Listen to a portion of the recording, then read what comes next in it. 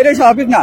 আমাদের দেশের উপর আক্রমণ যদি আমি তাদের দেশের উপর যেভাবে আক্রমণ করবো, আপনি আমাকে মারবেন, আপনি তো শান্তিতে ঘুমাতে পারবেন না। 53 বছরে স্বাধীন হওয়ার পরে গত 53 বছর ধরে আমরা কোনো স্বাধীন নাই। আমরা স্বাধীন নাই। যদি স্বাধীন থাকি, যদি স্বাধীন হয়ে থাকি, তাহলে আমরা কেন আমাদেরকে ইন্ডিয়া থেকে নির্দিষ্ট করে দিবে যে আপনি হলো কে প্রধানমন্ত্রী হবে, কে মন্ত্রী হবে, কে দেশ চালাবে, কে কি করবে। এখন এটা ভারতের সরকারের বিষয়, দিল্লির সরকারের বিষয় যে তিনি আসলে এই বিষয়ে এখন কি করবেন, এবং একই সাথে এটা আমাদের সরকারেরও বিষয়। আমার মনে হয় আমাদের সরকারেরও এর জবাব শুধু একটি বিজ্ঞপ্তি বা প্রেস রিলিজের মধ্যে না রেখে, আমার মনে হয় আসলে দিল্লির সাথে গত 15 বছরে যেসব অসম চুক্তি হয়েছে, যেসব চুক্তির মাধ্যমে আসলে বাংলাদেশ থেকে একটা বড় অঙ্কের অর্থ যেটা দিল্লিতে গিয়েছে, বা আমরা যদি ধরতে পারি যে দিল্লি আসলে তার দেশে যেই কাজগুলো করতে পারতো না, যেভাবে ব্যবসাগুলো করতে পারতো না, তিনি বাংলাদেশে অবধারিত ভাবে সেই ব্যবসাগুলো তারা করেছে। ফলে আমরা সেই জায়গা থেকে মনে করি বাংলাদেশের সরকারের উচিত, কারণ দিল্লির সরকার কি করবে না করবে তা তো আমরা ঠিক করে দিতে পারি না, কিন্তু বাংলাদেশের সরকার কি করবে না করবে সেটা তো নিশ্চয়ই বাংলাদেশের জনগণ ঠিক করতে পারে। তো আমরা মনে করি ভারতের সাথে যতগুলো অসম চুক্তি গত 15 বছরে হয়েছে, সেই সকল চুক্তি উন্মোচন করতে হবে জনগণের সামনে।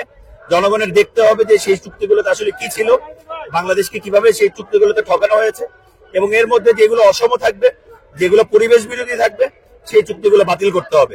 এবং আমার মনে হয় এটা একটা বড় ধরনের কড়া স্টেটমেন্ট হবে দিল্লির প্রতি, যে তারা যদি আসলে তাদের যে মর্যাদা এবং আমাদের যে মর্যাদা তা যদি সমানে সমান না রাখে, তাহলে আসলে এক টেবিলে বসে আলোচনা করাটা কঠিন।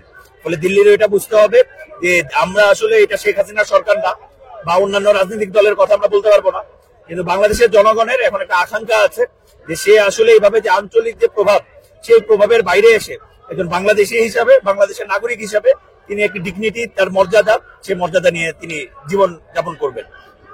জিনিসটা হলো রাজনীতি, এটা হলো একটা দেশের বিষয়। আপনি যদি একটা দেশের প্রতি আগ্রাসন চালান, একটা দেশের দূতাবাসে আক্রমণ চালান, সেটা কাকে? সেটা হলো ওই দেশের প্রতি আক্রমণ। আপনারা দেখেন গত কয়েকদিন আগে ইরান যখন হলো লেবাননে ইরানের কাউন্সিলর হামলা করা হলো, ইরানকে প্রতিবাদ জানাইছে, তাদের হলো আক্রমণ চালাইছে। তো আমরা হলো সেই জিনিসটা করতে চাচ্ছি না, তাদেরকে হলো তাদের ভাষায় না বলে আমরা আন্দোলন ভাবে আমাদের মুখের ভাষাটা বলে দিচ্ছি। তারা সবসময় আমাদের আগ্রাসন চালাচ্ছে কেন? কি ক্ষতিটা তাদের করেছে? আপনারা বলতে পারবেন কি ক্ষতিটা তাদের করেছে? কোনো ক্ষতি আমরা করিনি। আমাদের এখানে হিন্দু আক্রমণ, আপনারা বলেন ওখানে হিন্দু আক্রমণ বেশি হচ্ছে না আমাদের দেশে বেশি হচ্ছে? আপনারা বলেন। হিন্দু না, ওখানে হিন্দুত্ব, ওখানে যারা হিন্দু আছে তারাও আক্রমণ শিকার, তাদের উপর আক্রমণ করা হচ্ছে। আমাদের এখানে তো মুসলমান হিন্দু কোন আক্রমণ হচ্ছে না, এবং স্বাধীনতার পর থেকে কেউ বলতে পারবে না আমরা হিন্দু মুসলমান কোন দাঙ্গায় জড়িত হয়েছে। তারা সবসময় তারাই জড়িত হয়েছে, ওদের দেশে আছে। তারা আমাদের দেশকে অশান্তি করার জন্য আমাদের হিন্দু মুসলমান একটা ডিভাইডেড সৃষ্টি করতে চাচ্ছে, এবং আমাদের হলো বিভিন্ন উপায়ে আমাদের উস্কানি দিয়ে তারা হলো আমাদের মধ্যে একটা মতবিরোধ সৃষ্টি করতে চাচ্ছে। এই উদ্দেশ্যে আমরা জাতীয় নাগরিক কমিটি এবং বৈষম্য ছাত্র আন্দোলন সবাই মিলে একটা হলো প্রতিরোধ এবং সবাইকে একটা মেসেজ, তাদের মেসেজ দিতে যাচ্ছে তারা যেন এই জিনিসটা থেকে সরে আসে, না হলে তারা হলো সারা বিশ্ব থেকে আলাদা হয়ে যাবে। দেখেন দক্ষিণ এশিয়ায় দক্ষিণের যে কটা দেশ আছে তাদের কারোর সাথে তার সম্পর্ক ভালো না। তো এই মেসেজটা তাদের বুঝতে হবে যে আমাদের সাথে যদি সম্পর্ক ভালো থাকে তারাও ভালো থাকবে। আমাদের যদি আগ্রাসন করে, আমাদের যদি ইয়ে করে, আমরা তো তাদের শান্তিতে থাকতে দিব না। এটাই স্বাভাবিক না? আমাদের দেশের উপর আক্রমণ যদি আমি তাদের দেশের উপর যেভাবে আক্রমণ করবো, আপনি আমাকে মারবেন, আপনি তো শান্তিতে ঘুমাতে পারবেন না। এই জিনিসটা তাদের বোঝা উচিত। এর জন্য আমরা তাদেরকে মেসেজ দিচ্ছি, তারা যেন এই জিনিসটা বুঝে তাদের বোধগম্য হয়। আর কি বলবো তাদেরকে, এছাড়া আমাদের কিছু বলার নাই। ঠিক আছে, এরপর তারা যদি মনে করেন আমাদের না সেইভাবে নিয়ে যেতে চায়, তাহলে আমরা ওইভাবে যুদ্ধ করতে প্রস্তুত। আর তারা যদি আমাদের সাথে পায়ে পা লেগে ইচ্ছা করে লাগতে আসে, তাহলে আমরা কি তাদেরকে ছেড়ে দিব? কখনোই ছেড়ে দিব। এই জিনিসটা আমরা হলো 24-এ দেখাই দিচ্ছি। 16 বছরে তারা হলো কিছু মানুষের জনগণ, একটা দেশের জনগণের সাথে সম্পর্ক করে, তারা একটা দেশের জনগণ না, তারা হলো একটা রাজনৈতিক দলের সাথে সম্পর্ক করেছে, এবং তাদেরকে বারবার বিভিন্ন ভাবে ভোটে, বিভিন্ন একটা দামি ভোট বলেন, তারপরে রাতের ভোট বলেন, দিনের ভোট বলেন, সব ভোটের মাধ্যমে তাদেরকে হলো ক্ষমতা রাখার চেষ্টা করছে। এটা কি সম্ভব? এটা কোনো দেশে কি হয় না? তাদের একসময় এখন ছুড়ে যেতে হয়। এই 16 বছর পর তাকে ছুড়ে যেতে হয়েছে। তারা যদি হলো আমাদের জনগণের সাথে সম্পর্ক রাখতো, হ্যাঁ, তাহলে কি তাদের আমাদের সাথে তার সম্পর্ক ভালো থাকতো, জনগণ ভালো থাকতো। আমরা এই দেশ থেকে ওই দেশে যাই, ওই দেশ থেকে এই দেশে আসি, সেই জিনিসটা একটা ভালো একটা বন্ডিং থাকতো, কিন্তু তারা এই জিনিসটা চাচ্ছে না। তারা ওই একজনকেই দেখতেছে, একটা দেশের একটা রাজনৈতিক দলকে নিয়েই তারা আমাদের দেশটাকে পরিচালনা করতে চায়, আমাদের দেশে অশান্তি করতে চায়। তো এই জিনিসটা তাদের বুঝতে হবে যে এখন তাদের মাথায় কি ঘুরে আমি জানি না, এটা একটা সাধারণ কমন সেন্স, সবাই দেখে।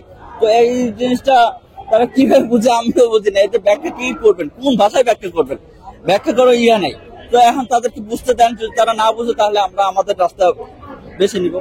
এই যে আসলে ইন্ডিয়া আমাদের ইন্ডিয়া আপনার হচ্ছে যতগুলি মুসলমান আছে, মুসলিম আছে, আপনার ওনাদের উপরে ওনাদের হলো বিভিন্ন ধরনের, আমাদের মুসলিম ভাইদের উপরে বিভিন্ন ধরনের ওনাদের আক্রমণ করে, আমাদের মসজিদ ভেঙে ফেলে, আমাদের মুসলিম ভাইরা মসজিদে গিয়ে নামাজ পড়তে পারে না, এবং কি আপনার হচ্ছে এই যে আমাদের ইসলাম ধর্মের হলো কোরবানি ঈদ আছে, সেখানে আপনার হলো গরু জবাই করতে দেয় না। এই যে এত কিছু সমস্যা হচ্ছে, অথচ ওনারা বারবারে বলতেছে যে হচ্ছে আমাদের একজন মানুষকে শুধু এখানে যিনি আপনার হলো বাংলাদেশে অস্থিতিশীল পরিবেশ তৈরি করতেছে, ওনাকে আপনার হচ্ছে দেশকে শান্ত রাখার জন্য ওনাকে আপনার হলো গ্রেপ্তার করছে, বা ওনার দেশ বিরোধী কাজ করছে, যার জন্য ওনাকে আপনার হলো গ্রেপ্তার করছে, ওনাকে রাখছে আলাদাভাবে, যেহেতু দেশটা শান্তিভাবে থাকে।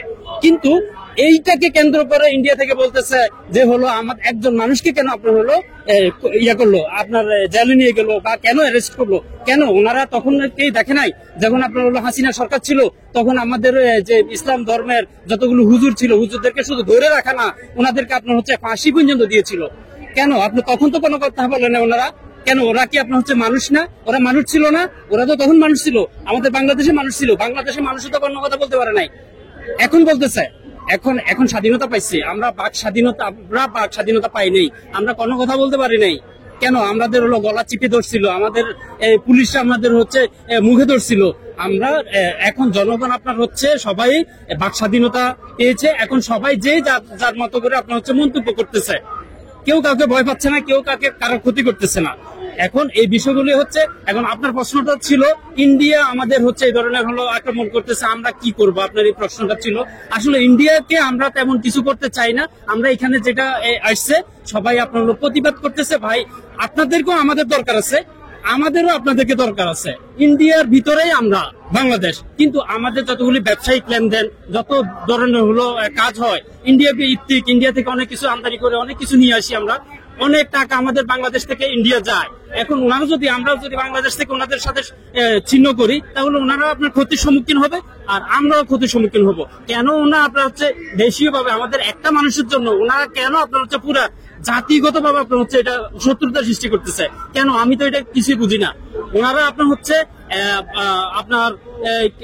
আপনার দেশ জনগণের মতো করে চলুক, আর আপনার কেন করতে হবে যে আমাদের বাংলাদেশের ইন্টারনাল বিষয় আপনারা কেন মাথা ঘামাবেন? আমাদের বাংলাদেশে যে কোনো কিছু হতে পারে, দেশটা যেহেতু স্বাধীন, গত 53 বছরে স্বাধীন হওয়ার পরে গত 53 বছর ধরে আমরা কোনো স্বাধীন নাই, আমরা স্বাধীন নাই। যদি স্বাধীন হয়ে থাকি, তাহলে আমরা কেন আমাদেরকে হচ্ছে ইন্ডিয়া থেকে নির্দিষ্ট করে দিবে যে আপনার হলো কে প্রধানমন্ত্রী হবে, কে মন্ত্রী হবে, কে দেশ চালাবে, কে কি করবে? ওনারা যদি কোনো সবকিছু ঠিকই করে দেয়, তাহলে আমরা স্বাধীন হলাম কিভাবে ভাই? আমরা কি স্বাধীনতা পেয়েছি? তাহলে স্বাধীনতা যদি পেয়ে থাকি, আমরা যদি স্বাধীন দেশের স্বাধীন নাগরিক হয়ে থাকি, তাহলে এই সার্বভৌমত্ব, এই যে বাংলাদেশ, এই দেশের মানুষগুলি আপনার হচ্ছে এই দেশের সরকার এই দেশ পরিচালনা করবে। যেভাবে ভালো হয়, যেভাবে জনগণের শান্তিতে রাখা যায়, যেভাবে ভালো রাখা যায়, ঠিক সেইভাবে করা উচিত, সেইভাবে করতে দেওয়া উচিত। ওনারা ওনাদের ব্যাপার, আমরা দেশীয় ভাবে আমার লাস্টে সর্বশেষ কথা হচ্ছে, ইন্ডিয়ার মতো করে ওনাদের দেশ পরিচালনা করবে, আমাদের দেশের গভর্নমেন্ট আমাদের দেশটা পরিচালনা করবে আমাদের মতো করে, শুধু জনগণকে সুখে শান্তিতে রাখার জন্য। এটা আমাদের অভ্যন্তরীণ ব্যাপার, ওনারা এগুলো না গলাইলে সবচেয়ে বেটার, ওনাদের জন্য ভালো, আমাদের জন্য ভালো।